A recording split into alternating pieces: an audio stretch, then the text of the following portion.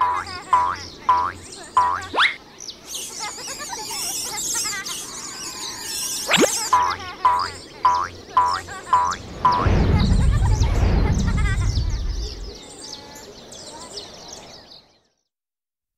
Assalamualaikum warahmatullahi wabarakatuh. Innal hamdalillah nahmaduhu wa nasta'inuhu wa nastaghfiruh wa natubu ilaih wa na'udzu billahi min syururi anfusina wa min sayyiati a'malina. May yahdihillahu fahuwal muhtad wa may yudlil falan tajida lahu waliyyan mursyida. Asyhadu an la ilaha illallah wahdahu la syarika lah wa asyhadu anna Muhammadan abduhu wa rasuluh la nabiyya ba'dahu amma ba'd. Allahumma salli ala Muhammad wa ala ali Muhammad kama sallaita ala Ibrahim wa ala ali Ibrahim wa barik ala Muhammad wa ala ali Muhammad kama barakta ala Ibrahim wa ala ali Ibrahim fil alamin innaka Hamidum Majid amma ba'du.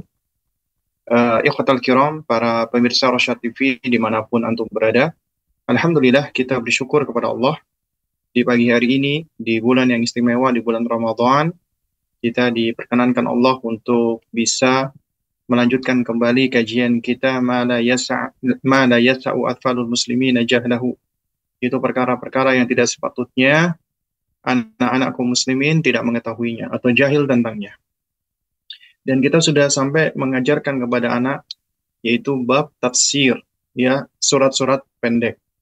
Di kesempatan yang lalu kita sudah menjelaskan tentang surat Al-Falaq. Nah, sekarang kita masuk ke surat An-Nas, ya, dan kita mengajarkan kepada anak kita tentang tafsir dari surat An-Nas, ya. Baik. Pemirsa Rosyad TV yang dimuliakan Allah Subhanahu wa taala, ya. Bicara tentang surat An-Nas, ya, ini tentunya adalah surat Makkiyah, ya. Dan di antara tanda surat Makkiyah adalah surat-surat yang pendek. Dan surat ini, ya, di antara surat yang spesial, ya, karena termasuk surat yang dikategorikan sebagai surat untuk memohon perlindungan kepada Allah, atau diawali dengan, ya, permohonan lindungan Allah Subhanahu wa taala. Dan itu ada dua surat, yaitu disebut dengan apa namanya? Mu'awwidzatain. Yaitu dua surat perlindungan, ya.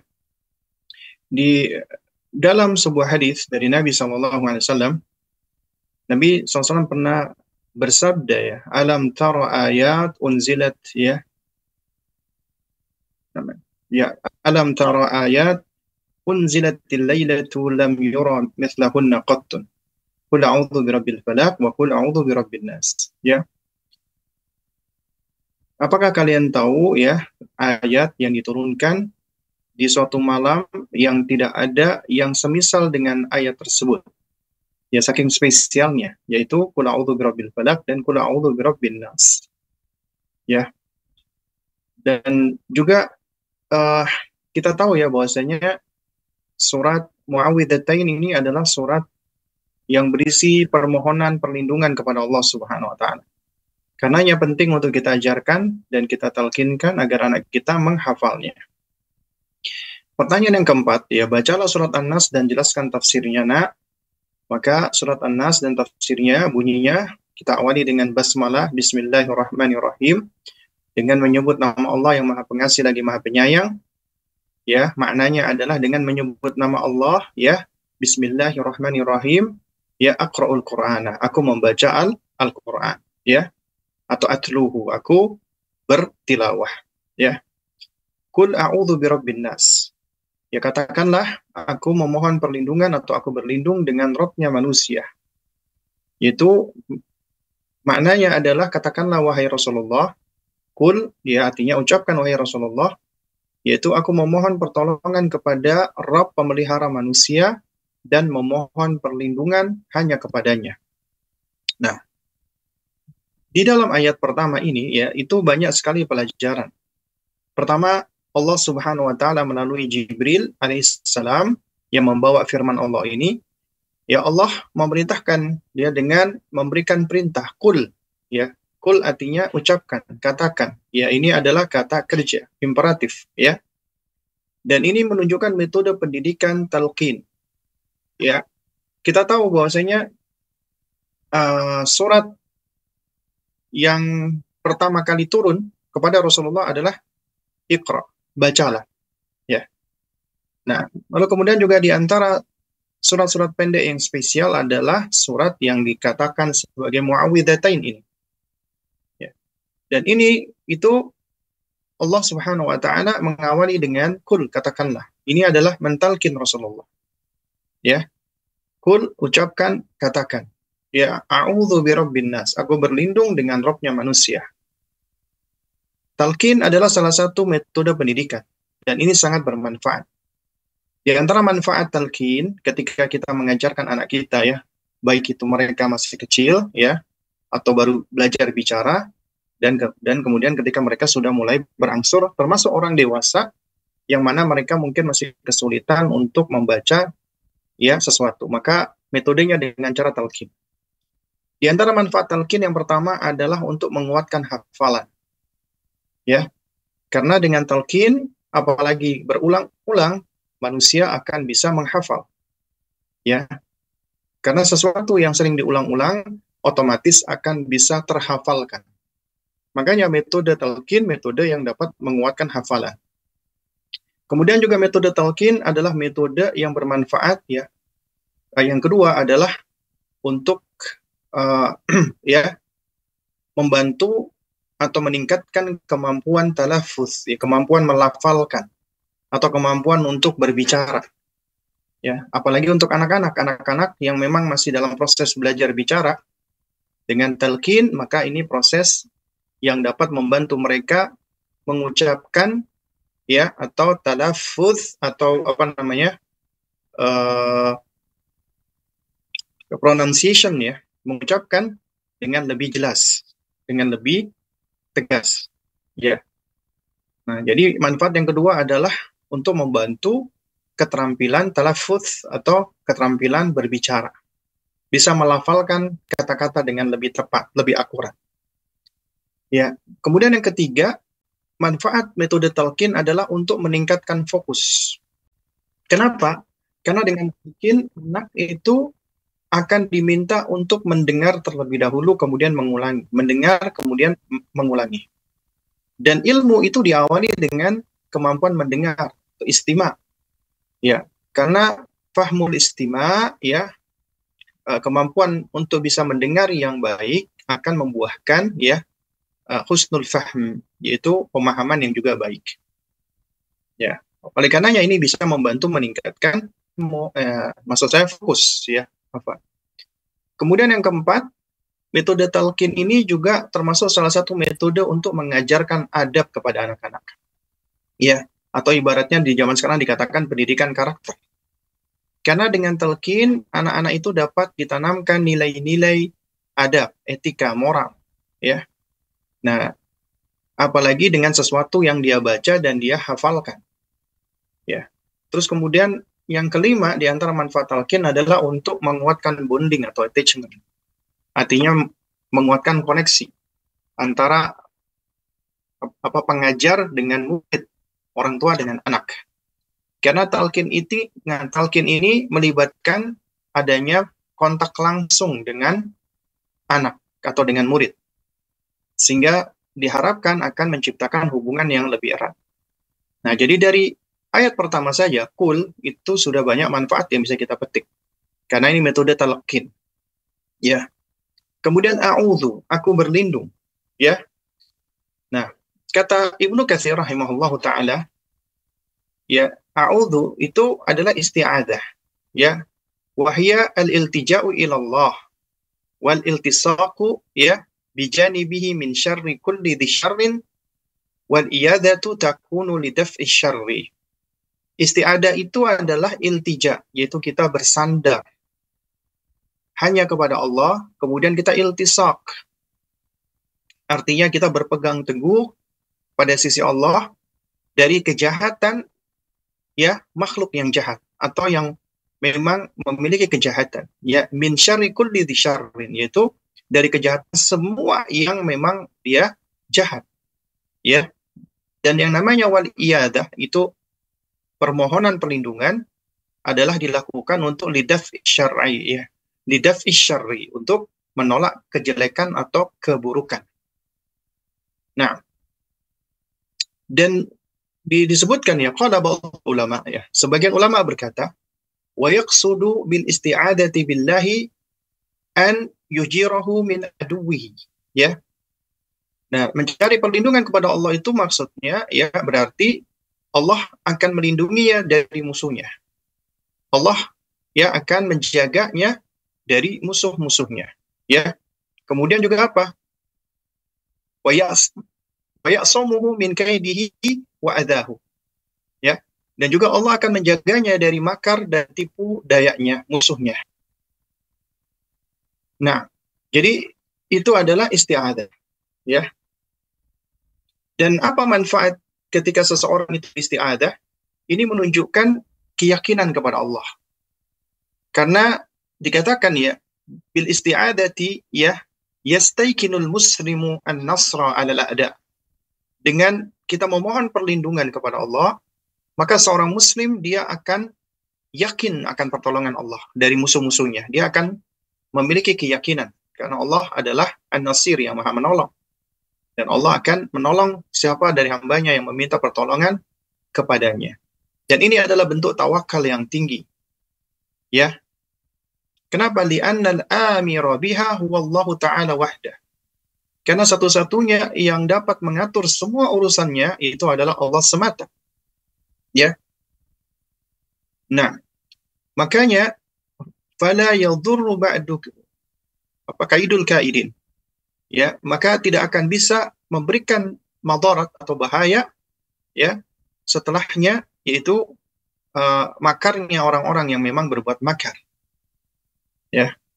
Nah, oleh karenanya di dalam surat Al-Mu'minun ayat 97 98 ya Allah juga berfirman kepada Nabi kita, waqul, dan ucapkanlah wahai Muhammad, ya Rabbi a'udzubika min ya hamazati syayatin. Ya. Ya Rabbku, aku berlindung kepadamu dari godaan syaitan. Wa a'udzubika Rabbi an yahdurun. Dan aku berlindung kepadamu ya Allah ya agar mereka tidak mendekatiku atau tidak turut bersamaku. Ya. Nah, juga Allah Subhanahu wa taala di dalam surat Al-A'raf 200 ayat 200 mengatakan ya wa imma ya yanzaghannaka minasyaitani nazghun fasta'idz billah innahu sami'un alim. Dan apabila datang kepadamu bisikan dari syaitan ya maka berlindunglah kepada Allah, sesungguhnya Allah Maha mendengar lagi Maha mengetahui. Ya. Kemudian kita beristiadah dengan siapa? Tentunya dengan Allah. Dan disebutkan Allah dengan Rabbun Nas. A'udzu ya, kita memohon kepada Allah Subhanahu wa taala ya a'udzu birabbin nas ya. Qul a'udzu birabbin nas. Katakanlah wahai Muhammad, aku berlindung dengan Rabbnya manusia. Sebagaimana kita tahu ya bahwasanya Rabb ya itu di antara maknanya yang luas itu adalah Khalik, Malik, wa Mudabbir. Karena apabila dikatakan Allah sebagai Rabb kita, maka Allah pencipta kita. Malik, penguasa dan pemilik kita, dan Allah adalah pengatur segala urusan kita. Nah, jadi ketika kita menyebut Allah dengan ya birabbin nas, ya dengan Rabbnya manusia, berarti kita benar-benar ya menunjukkan keyakinan kepada Allah Subhanahu wa taala. Allah lah yang menciptakan kita, Allah yang akan mengatur semua urusan kita, Allah yang memiliki, menguasai, dan Allah yang menjaga kita. Ya.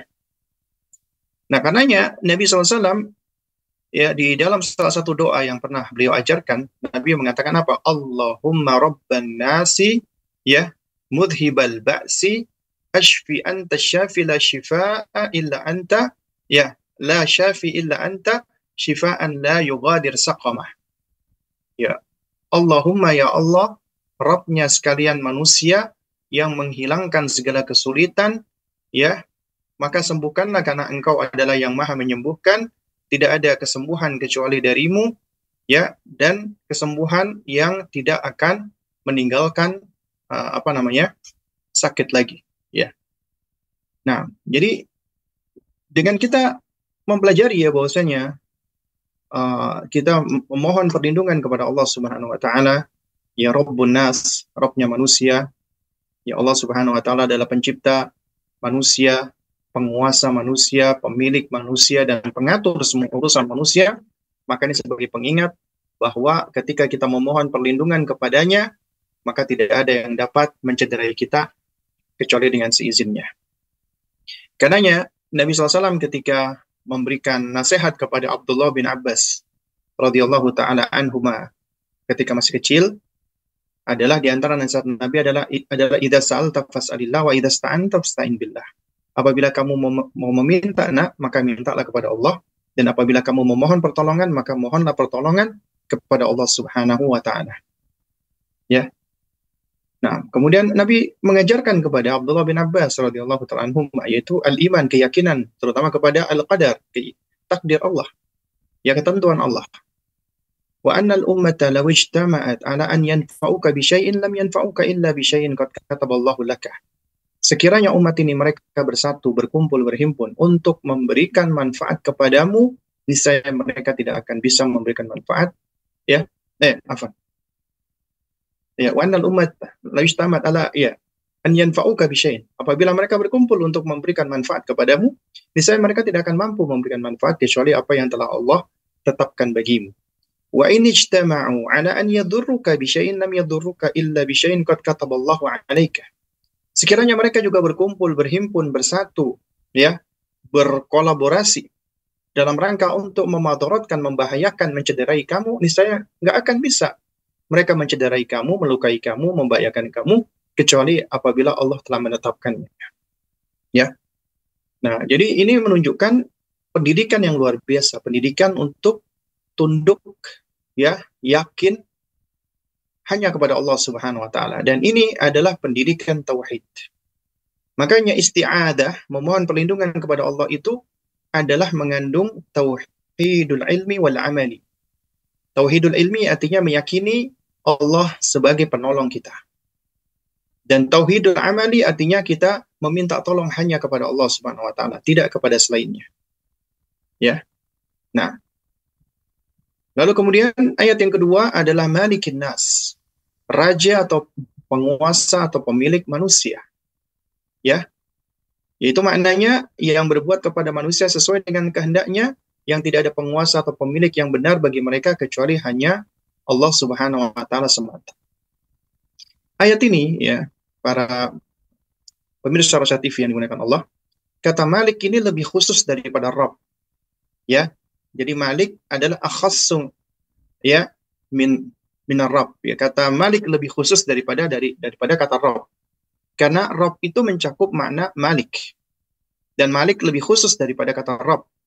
Makanya sebagaimana tadi dikatakan, apabila dikatakan Rabb, maka di antara maknanya adalah Malik. Ya, pemilik dan penguasa. Boleh dibaca mimnya panjang atau pendek. Malik, raja, penguasa. Malik, pemilik. Ini menunjukkan kesempurnaan, karena Allah apabila memiliki, pasti menguasai. Dan apabila Allah menguasai, pasti memiliki. Beda sama makhluk, beda dengan kita manusia. Seringkali kita memiliki sesuatu, tapi tidak menguasainya. Kita punya rumah, kita punya tanah, tapi kita tunduk dengan kekuasaan, ya, dari orang lain yang berkuasa saat itu. Ataupun mungkin ada orang yang punya kekuasaan, dia berkuasa, tapi belum tentu, ya, dia memiliki apa yang dia kuasai. Kayak presiden misalnya, ya, dia berkuasa atas Indonesia, tapi dia tidak memiliki Indonesia. Tapi dia memiliki kekuasaan. Ya. Nah, artinya manusia itu bisa berkuasa tapi tidak memiliki, bisa memiliki tapi tidak berkuasa atasnya. Beda sama Allah. Allah sempurna. Apabila Allah menguasai, pasti Allah memiliki, dan apabila Allah memiliki, pasti Allah menguasai. Dan Allah adalah penguasa kita, dan Allah adalah pemilik kita. Ini sebagai pengingat bagi kita bahwasanya kita ini adalah milik Allah, dan kita berada di bawah kekuasaan Allah. Dan kita wajib untuk tunduk hanya kepada Allah. Ya, dan ini adalah salah satu dari nama dan sifat Allah. Allah adalah Al-Malik. Ya, Al-Malik adalah salah satu nama Allah. Dan nama ini juga mengandung sifat. Sifatnya adalah Allah memiliki kekuasaan. Dan Allah memiliki kepemilikan. Ya. Dan semuanya tunduk di bawah kekuasaan Allah. Dan semua apa yang Allah ciptakan, Allah miliki. Jadi kita semua adalah milik Allah. Kita semua adalah kepunyaan Allah. Termasuk, ya, bagian-bagian yang ada dalam diri kita, tubuh kita adalah milik Allah. Dan kelak akan kembali kepada Allah dan Allah akan meminta pertanggungjawabannya. Ya. Dan ini menunjukkan bahwa ya ketika kita memohon perlindungan dan pertolongan kepada Allah, ya Allah lah Rabbnya manusia dan Allah adalah pemilik manusia, penguasa manusia. Artinya tidak ada yang bisa menolong kita sejatinya kecuali hanyalah pemilik kita dan penguasa kita. Karenanya kita itu ya diperintahkan untuk meminta pertolongan hanya kepada Allah. Boleh minta tolong kepada makhluk di dalam hal-hal yang memang ya itu dimampui oleh makhluk tersebut. Sebagai bagian dari ta'awun, wa ta'awanu 'alal birri wat taqwa. Hendaknya kalian bekerja sama dalam kebajikan dan ketakwaan. Adapun hal-hal yang berada di luar kemampuan mereka, maka nggak boleh kita minta tolong kepada makhluk, ya.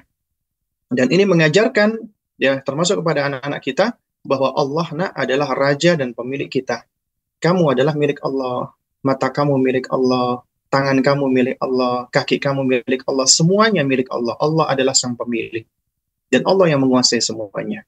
Itu semua adalah titipan dari Allah Subhanahu wa taala. Allah titipkan kepada kita, ya, itu menunjukkan kebaikan Allah sehingga dengan titipan itu kita bisa banyak mendapatkan kebaikan dan bisa melakukan banyak hal. Karena kewajiban kita adalah bersyukur kepada Allah. Kita wajib bersyukur kepada Allah, ya, dan kemudian mewujudkan syukur itu dengan hati, lisan, dan perbuatan. Yaitu mengakui nikmat itu dari Allah, mengucapkan tahmid alhamdulillah, atau mentalafutkan kenikmatan tersebut, atau tahadduts bin nikmah, ya, atau kita menceritakan tentang kenikmatan. Dan juga yang ketiga adalah harus diwujudkan dalam perbuatan, yaitu dalam ketaatan. Nah, kemudian yang ketiga adalah ilahin nas. Ilah artinya sesembahan manusia, yaitu sesembahan manusia yang hak, yang benar satu-satunya. Dan tidak ada sesembahan yang benar bagi mereka kecuali hanya Allah Subhanahu wa taala semata. Ya. Nah, jadi ini menunjukkan apa? Menunjukkan bahwasanya Allah lah pencipta, Rabb, penguasa, pemilik, dan pengatur. Dan Allah Subhanahu wa taala adalah Malik, raja kita, pemilik kita. Maka hanya kepada Allah lah kita itu mengabdi dan menyembah. Ternyata dari sini kita bisa lihat ya, surat An-Nas ini itu mengandung 3 macam tauhid, ya, yang seringkali disebutkan oleh mereka-mereka yang tidak setuju dengan pembagian tauhid ini karena mereka ya menganggap pembagian tauhid ini sebagai suatu hal yang bid'ah. Itu aneh sekali, ya. Padahal membagi tauhid ini adalah istiqra dan tatabbu dari kitabullah, dari firman Allah Subhanahu wa taala dan hadis-hadis Nabi. Ya. Nabi memang tidak pernah membagi tauhid menjadi 3, sebagaimana Nabi juga tidak pernah ya menjelaskan dengan istilah atau bahasa ya tentang rukun salat, kemudian ada rukun qauli, ada rukun amali. Yaitu semua berangkat dari tatabbu dan istiqra para ulama. Mereka menggali dalil dalam rangka untuk memudahkan. Sebagaimana juga ya Nabi tidak secara tegas menyebutkan adanya ahkamu taklifi. Ya, hukum-hukum taklif seperti misalnya ini wajib, ini sunnah, ini mubah, ini makruh, ini haram. Ya, artinya Nabi tidak pernah membagi secara tegas, tapi itu semua ada di dalam Al-Qur'an dan ada di dalam hadis-hadis Nabi SAW secara isyarat. Ya. Nah, juga sama Nabi SAW juga tidak pernah ya menjelaskan secara tegas ya bahwasanya kayak ibadah sholat itu ada rukun, ini rukun sholat, ini syarat sholat, ini wajibnya sholat, dan ini mustahabnya sholat. Itu semua adalah berangkat dari hasil penelaahan para ulama terhadap hadis-hadis Nabi, ya, juga di antaranya Al-Quranul Karim, dalam rangka untuk memudahkan pemahaman. Maka demikian pula ya taksim atau pengklasifikasian tauhid menjadi 3 memang tidak pernah dibagi oleh Nabi SAW, tapi itu semua tentunya ya sesuatu yang ada di dalam kitabullah dan sunnah Rasulullah. Dalilnya banyak menunjukkan hal ini. Ya, mau membagi tauhid menjadi 2 nggak ada masalah. Sebagaimana ya di dalam syarah akidah at-tahawiyah, yaitu tauhid dibagi menjadi 2, yaitu tauhidul ma'rifah wal itsbat dan tauhidul qasdi wat talab. Itu sebenarnya intinya sama. Jadi tauhidul isbat wal ma'rifah adalah tauhid menetapkan Allah sebagai pencipta, Allah sebagai penguasa, Allah sebagai pemilik, Allah sebagai pengatur, Allah yang memberikan rezeki, Allah yang menghidupkan, Allah yang mematikan. Artinya hamba itu mengenal dan menetapkan hal ini. Karena ini perkara fitrawi. Ada tauhidul qasdi wa talab, adalah tauhid ya al-qasdi, tujuan, maksud dan tuntutan. Artinya hanya Allah lah yang dituju dan Allah lah yang diibadahi. Maka demikian di sini disebutkan Rabbin nas, Malikin nas, Ilahin nas. Allah Rabbnya manusia, Allah adalah rajanya manusia, dan Allah adalah sesembahannya manusia. Nah, makanya kata Rabbin nas menunjukkan rububiyah Allah Subhanahu wa taala. Malik juga bagian dari rububiyah, yang mana itu juga nama dan sifat bagi Allah. Artinya mengandung asma wa sifat. Kemudian ilah menunjukkan ya ubudiyah atau uluhiyah. Tauhid al-uluhiyah. Makanya tauhid rububiyah dan tauhidul uluhiyah dua entitas yang tidak terpisahkan. Karena ini saling saling talazum. Apabila seseorang itu mentauhidkan rububiyah, maka seharusnya nih dia mentauhidkan Allah di dalam ibadah. Meski kenyataannya ternyata tidak, makanya jatuh kepada kesyirikan. Karenanya Nabi mengatakan syirik itu adalah anta ja'ala lillahi niddan wa huwa khalaqaka. Engkau menjadikan bagi Allah adanya padanan-padanan, ya, sementara Allah lah yang menciptakan engkau. Ya. Nah, oleh karenanya ketika kita diajarkan di dalam surat An-Nas ini, ya, kita memohon perlindungan hanya kepada Allah. Ini berarti menunjukkan tauhidul amal wal ilmi, ya, tauhidul ilmi wal amal. Ya, tauhid di dalam ilmu, yaitu pengetahuan kita. Allah lah yang menciptakan, Allah yang menjaga, Allah yang mengatur. Maka hanya kepadanya kita memohon perlindungan, yaitu ya ini menunjukkan tauhidul amali, yaitu kita menunjukkan amal kita dengan mengesahkan Allah, yaitu meminta pertolongan hanya kepada Allah, tidak kepada selainnya. Ya. Nah, oleh karenanya ya di sini disebutkan bahwasanya ketika kita beristiadah menyebut Rabbin nas, Malikin nas, Ilahin nas, maka ini adalah ta'limun linnasi sifatul musta'adzu bihi ats-tsalaats ar-rububiyyah, ya, wal mulkiyah wal uluhiyah. Ya. Nah, ini menunjukkan apa?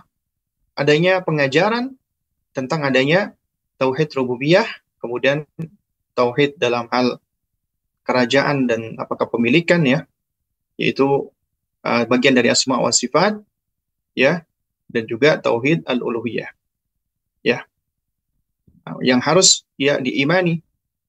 Dan dan karena itulah para ulama itu mereka membagi tauhid imam menjadi dua atau imam menjadi tiga, ya. Dan ini diantara dalilnya dengan dalil yang nyata, itu surat An-Nas. Makanya siapa yang mengingkari pembagian tauhid, ya, bahkan sampai menuduh tri tauhid, ya, kemudian sampai mengaitkan dengan tatslits atau dikaitkan dengan akidah trinitas, maka sungguh orang yang mengatakan ini adalah orang yang, mohon maaf, yang jahil, ya, yang benar-benar jahil, ya. Karena apabila dia menolak hal ini, itu sejatinya dia menolak metode taksim, ya, metode yang sudah diterapkan oleh para ulama dalam rangka untuk mengklasifikasikan sesuatu, ya. Dan ini jelas-jelas ada dalilnya. Nah, tapi anehnya mereka itu benar-benar meyakini tentang sifat 13, sifat 20, ya. Ya, yang mana ini jelas, ya, kalau kita perhatikan sifat-sifat ini adalah sifat yang menunjukkan hasr, pembatasan yang tidak kuat dalilnya. Ya. Karena apa? Karena penetapan sifat 13 dan sifat 20 itu adalah penetapan yang lebih banyak dilakukan dengan mempergunakan akal. Sementara bicara tentang Allah, ya, akal kita harus tunduk dengan wahyu. Memang kita nggak bisa melepaskan akal, tapi akal kita nggak boleh lepas dari wahyu, harus tunduk dengan wahyu, ya, harus tunduk dengan dalil, ya. Nah, kemudian kita lanjutkan, ya, yaitu kita memohon perlindungan kepada Allah, ya, Rabbnya manusia, Maliknya manusia, dan ilahnya manusia, sesembahannya manusia. Dan dialah sesembahan yang hak satu-satunya, tidak ada sesembahan yang lain. Ya. Makanya semua sesembahan yang disembah itu memang disebut dengan ilah. Tapi itu semua adalah ilahu batil, ilah yang batil. Sebab yang hak hanya Allah Subhanahu wa taala. Nah, jadi ketika ada seorang buya ya yang dari Sumatera yang menafsirkan la ilaha illallah, tidak ada Tuhan kecuali Allah, maka dikatakan semua Tuhan yang disembah adalah Allah, maka ucapan dia adalah ucapan yang benar. Ya, ucapan dia ucapan yang benar, maksud saya benar, ya, itu sesuai dengan konsep ya orang-orang yang meyakini tentang wahdatul adyan, ya, yaitu semua agama itu sama. Artinya Tuhan itu ya sebenarnya satu dengan nama yang berbeda-beda. Ya. Nah, kenapa? Karena beliau meyakini makna la ilaha illallah adalah la khaliqa illallah. Tidak ada pencipta kecuali Allah. Karena umumnya manusia meyakini pencipta semuanya itu adalah Allah. Hatta Yahudi, hatta orang Nasrani atau orang-orang yang lainnya. Ya, mereka meyakini Allah sebagai pencipta. Sementara kalimat tauhid itu tidak mempergunakan khalik tapi ilah, sesembahan. Sehingga makna yang benar adalah la ma'buda bihaqqin illallah. Tidak ada sesembahan yang hak kecuali Allah. Nah, sementara sang buya itu meyakini ya la ma'buda mawjudun illallah. Tidak ada sesembahan yang mewujud yang ada kecuali Allah. Artinya semua yang disembah adalah Allah. Ya. Ini adalah akar dari kesesatan, keyakinan hulul atau manunggaling kaula Gusti.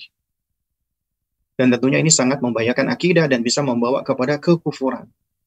Karenanya ketika Rasulullah SAW itu mengajak orang-orang Quraisy untuk mengucapkan kalimat la ilaha illallah, maka beliau ditentang. Ya, di antara mereka, ya, di antaranya pamannya sendiri sampai mengatakan ya, ataj'alu alihatana ilahan wahid? Apakah engkau hendak menjadikan sesembahan kami yang banyak ini hanya menjadi satu sesembahan saja? Hada syai'un ujab. Ini suatu hal yang aneh sekali. Ya, jadi mereka merasa aneh.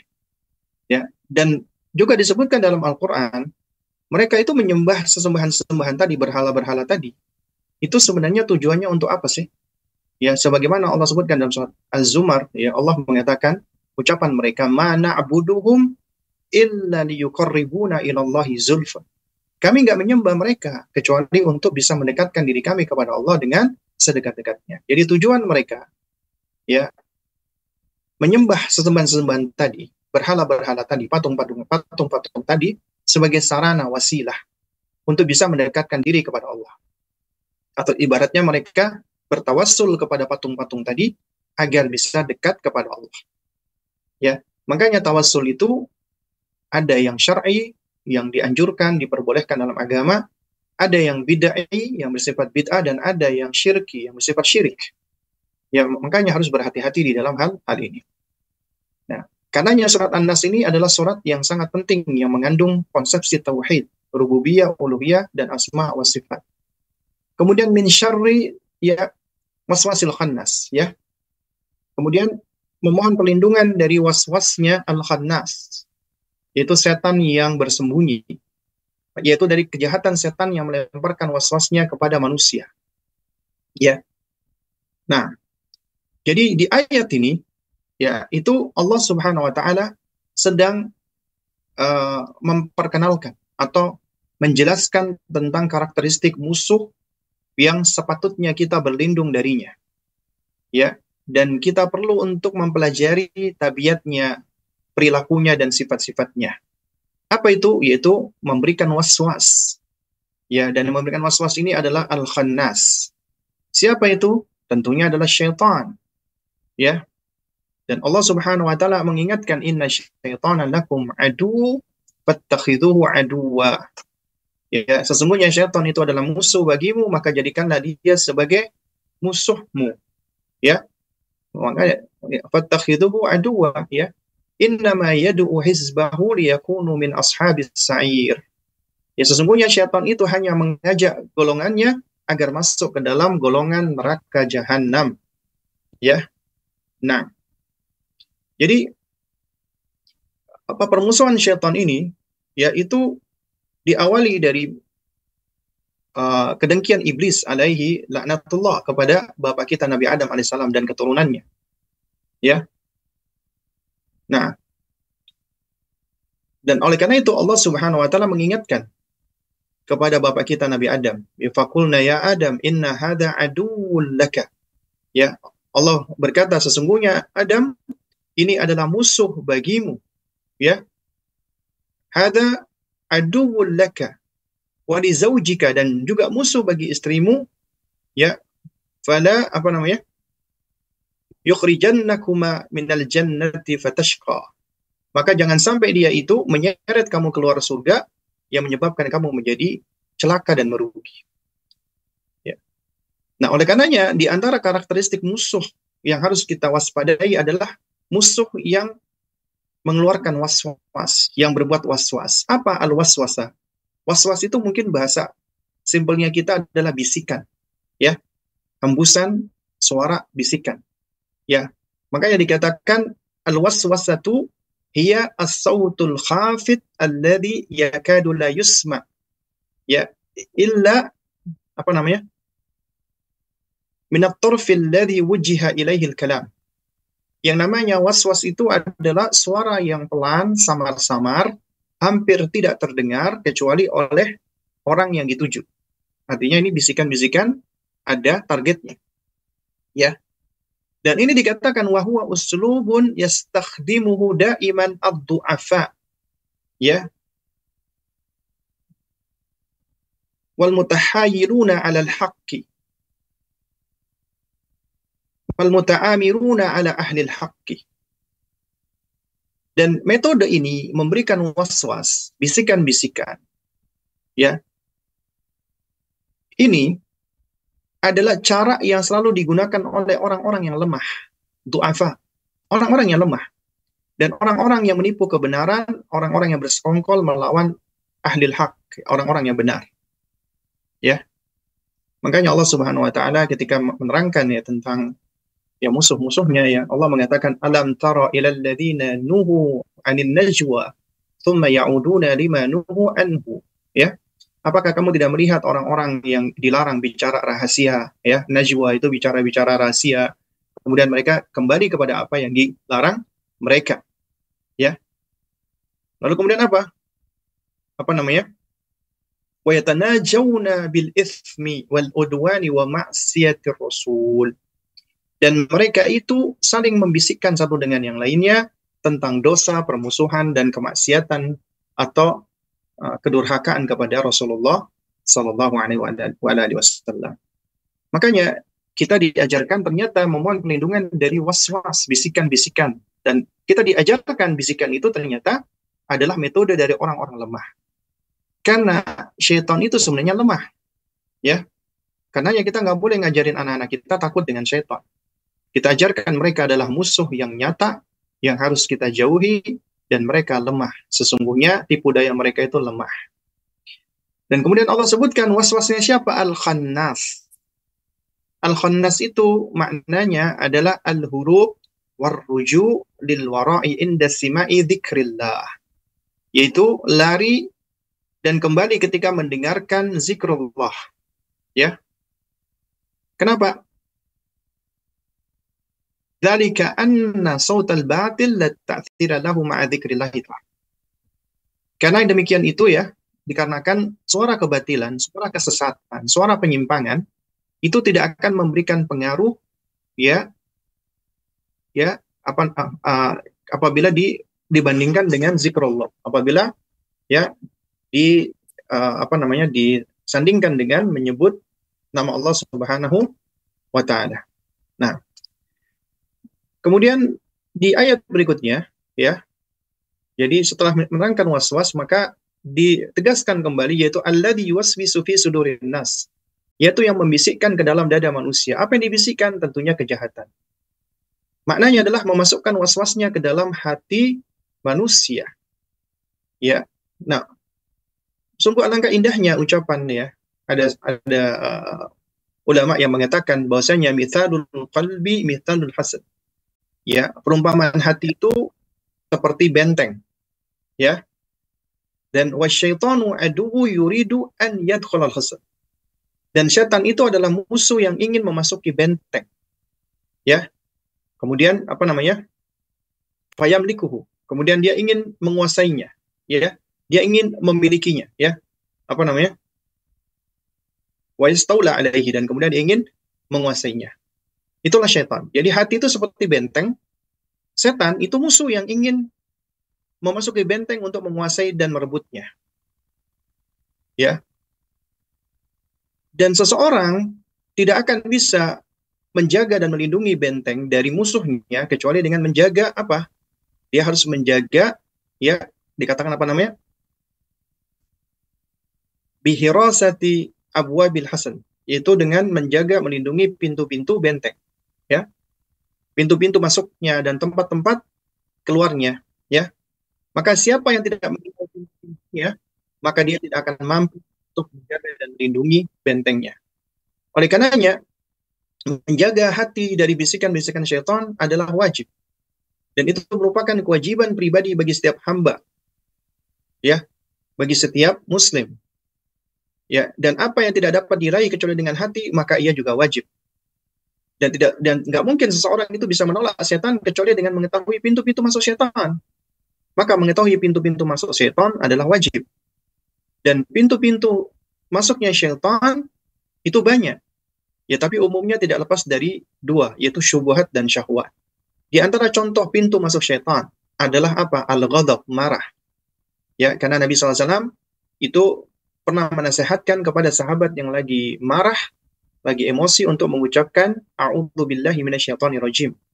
Ya, dan kata Nabi SAW, ya, apabila, ya, wa in qalah, apabila dia mengucapkannya, maka ya akan hilang apa yang dia rasakan. Karena syaitan masuk melalui pintu kemarahan. Kemudian juga syaitan masuk melalui pintu obsesi dunia, ya, dan takut kemiskinan. Makanya orang-orang ketika takut miskin, maka takut kemiskinan itu adalah tidak lepas dari ulahnya syaitan. Cinta dunia juga ulahnya syaitan. Kemudian juga taswif, suka menunda-nunda, nanti, ya. Itu juga, ya, pintunya syaitan. Kemudian al-kibir, sombong, ya, hasad, arogan, ria, itu juga termasuk pintu-pintu syaitan. Kemudian juga al-kasal, malas, itu juga pintu syaitan. Kemudian al-ajalah, ketergesa-gesaan, juga pintu syaitan. Ini adalah pintu-pintu syaitan yang patut untuk dipahami oleh setiap muslim. Nah, kemudian yang terakhir adalah, ya, siapa yang membisikkan kejahatan itu, yaitu minal jinnati wan nas, dari golongan jin dan dari golongan manusia. Artinya, ya, ternyata syaitan itu ada dari dua golongan. Golongan jin dan golongan manusia. Dan kedua golongan ini bisa memberikan bisikan-bisikan. Bisa memberikan was-was. Manusia bisa memberikan was-was, syaitan bisa memberikan was-was. Dan semua makhluk yang menjauhkan hamba dari Allah, menghalangi hamba dari Allah, maka dia adalah syaitan. Dan Allah sudah menjadikan ini sebagai sunnah kauniyah, ketentuan Allah. Ya, sebagaimana Allah Subhanahu wa taala berfirman, wa kadzalika ja'alna likulli nabiyyin aduwan syayatinal insi wal jinni yuhi ba'dhum ila ba'din zukhrufal qawli ghurura. Ya, Allah mengatakan wa kadzalika ja'alna likulli nabi, dan kami, ya, apa namanya? Dan demikianlah kami telah menjadikan bagi setiap nabi itu aduan, adanya musuh, ya, syayatinal insi wal jin, dari jenis syaitan-syaitan dari jenis manusia dan jin. Jadi ada setan manusia, ada setan jin yang Allah sudah jadikan sebagai musuh bagi nabi dan dakwah nabi. Makanya ada setan dari jenis jin dan ada setan dari jenis manusia. Yuhi ba'dhum ila ba'din. Dan mereka itu saling membisikkan satu dengan yang lainnya. Ya, saling memperdaya, saling membuat apa propaganda satu dengan yang lainnya, ya, zukhrufal qaul, dengan ucapan yang tampak indah, ghururah, untuk menipu. Jadi kelihatannya perkataan-perkataan indah, tapi sebenarnya kalimat-kalimat yang penuh dengan tipuan-tipuan. Ya. Nah, jadi dari surat An-Nas ini itu banyak sekali pelajaran-pelajaran yang bisa kita petik, ya. Ya, dan ini mengajarkan kepada kita tentang apa namanya? Pentingnya kita untuk iltija, bersandar hanya kepada Allah Subhanahu wa taala. Nah, jadi ringkasnya yang bisa kita ambil di dalam surat ini kita belajar metode pendidikan talqin. Sebagaimana tadi sudah disebutkan, ya talqin adalah metode yang sangat bermanfaat sekali di dalam pembelajaran untuk menguatkan hafalan, ya. Lalu kemudian juga untuk meningkatkan kemampuan talaffuz, ya, atau pronunciation, atau kemampuan keterampilan berbicara, ya, kemudian juga untuk meningkatkan fokus, untuk mengajarkan adab, ya, manners, karakter, akhlak, ya, kemudian juga untuk mendekatkan, ya, membangun alaqah, koneksi, bonding, attachment antara guru dengan murid atau orang tua dengan anak, ya. Terus kemudian juga kita belajar dari ayat ini, ya, bahwasanya kita juga perlu untuk memohon perlindungan kepada Allah karena kita makhluk yang lemah. Dan dari isti'adah itu menunjukkan apa? Menunjukkan tentang keyakinan kita dan bersandarnya kita kepada Allah Subhanahu wa taala. Dan ini mengandung tauhidul ilmi wal amali. Itu tauhid, kita meyakini Allah sebagai penjaga, pelindung, pemelihara, pencipta, dan kemudian kita mentauhidkan Allah di dalam amalan kita dengan meminta, memohon pertolongan dan perlindungan hanya kepada Allah Subhanahu wa taala. Lalu kemudian juga kita belajar bahwasanya, ya, di ayat ini itu Allah menyebutkan, mengajarkan untuk memohon perlindungan dengan Allah sifatkan baginya. Pertama adalah Rabbin Nas, Malikin Nas, Ilahin Nas. Ya, ini sebagai dalil akan adanya, ya, taksimut tauhid, pembagian tauhid, mau dibagi menjadi 2 atau 3 tidak masalah.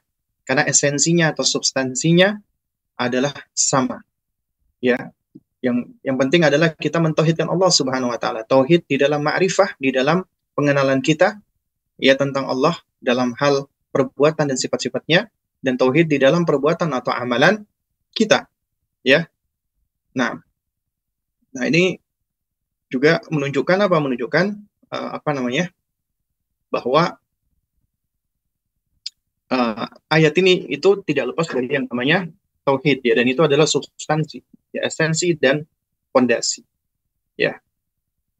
Lalu kemudian juga kita belajar untuk memohon perlindungan dari, ya, setan yang tersembunyi berupa waswasnya. Jadi ternyata waswas itu adalah salah satu sifat atau karakteristik musuh yang seharusnya kita menjauh darinya dan memohon perlindungan kepada Allah darinya.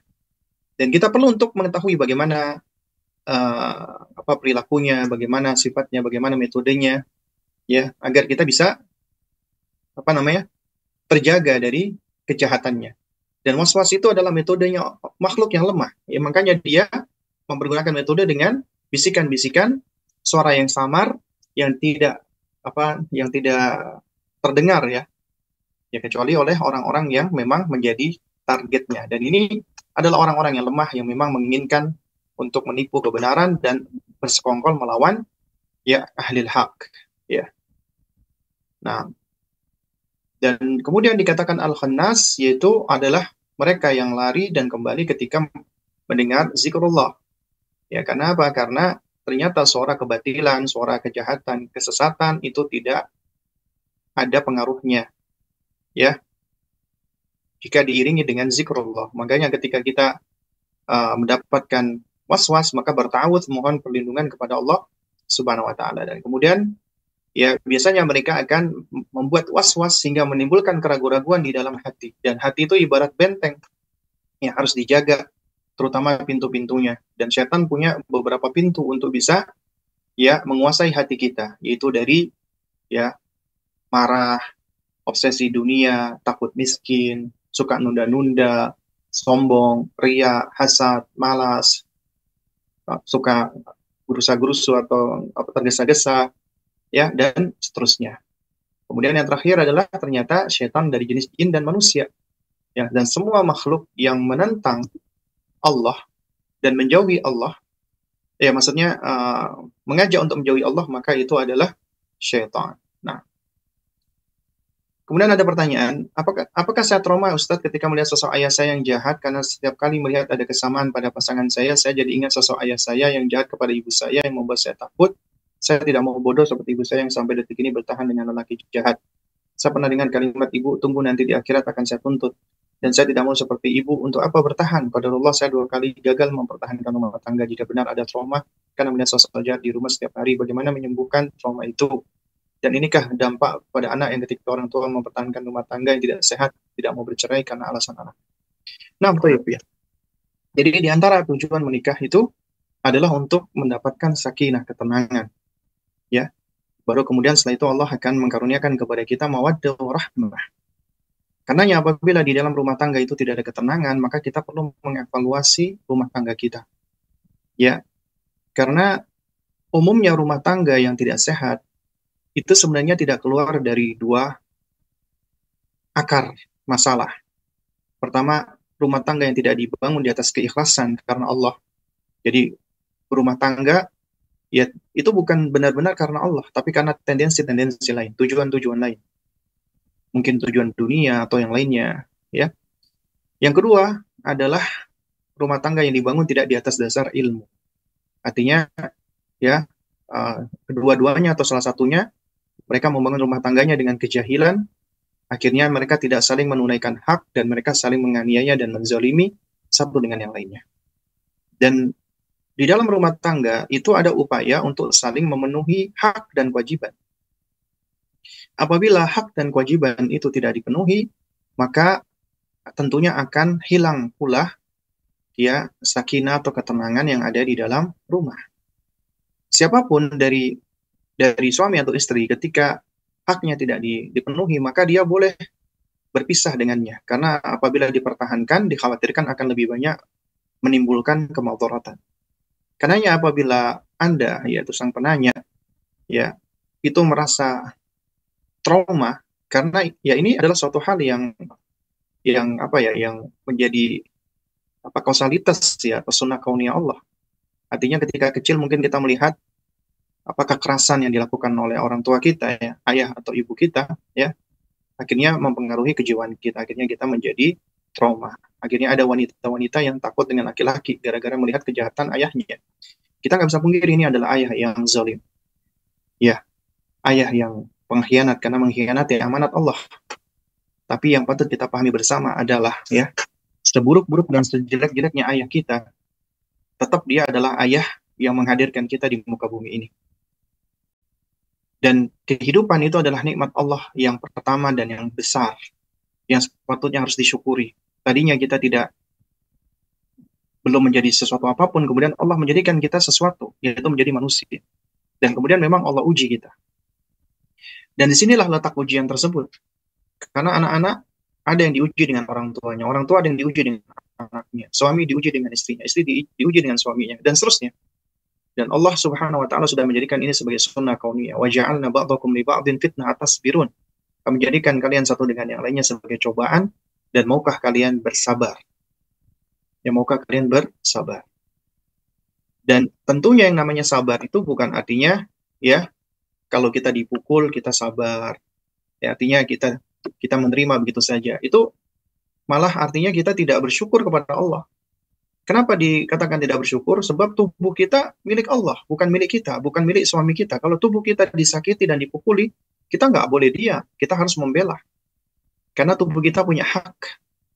Maka demikian pula akal kita juga punya hak. Jadi akal kita juga harus disiram dengan ilmu. Karenanya siapa yang menghalang-halangi pasangannya untuk belajar, ya misalnya suami yang menghalangi istrinya untuk belajar, maka dia berhak untuk menuntutnya. Ya, juga sama dalam hal harta dan seterusnya. Artinya ada hak yang dijaga. Ya. Nah, oleh karenanya jika Anda diuji oleh Allah dengan orang tua yang seperti ini dan kemudian Anda belajar nih, Anda ngaji, dengan Anda belajar Anda mendapatkan ilmu itu adalah sebab taufik, berarti Allah sayang dengan Anda. Nah, ini berarti adalah langkah Anda bisa move on menuju kepada kebaikan, dan Anda akan sulit move on apabila Anda tidak menerima, accept ya takdir Anda. Makanya di antara bagian dari al-imanu bil qadari khairihi wa syarrihi, iman kepada yang baik, takdir yang baik dan yang buruk, maka semua kejadian yang buruk itu sudah terjadi, udah nggak bisa berubah, maka kita terima sebagai bagian dari takdir Allah dan kita ridho dengannya.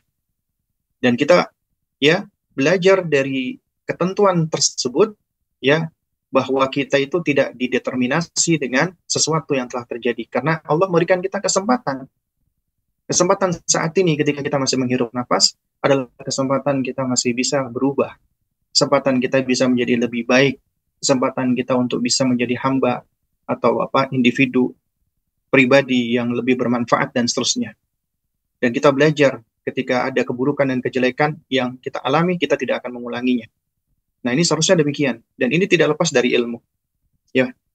Ya, jadi Anda harus menerima ya takdir tersebut, kenyataan tersebut.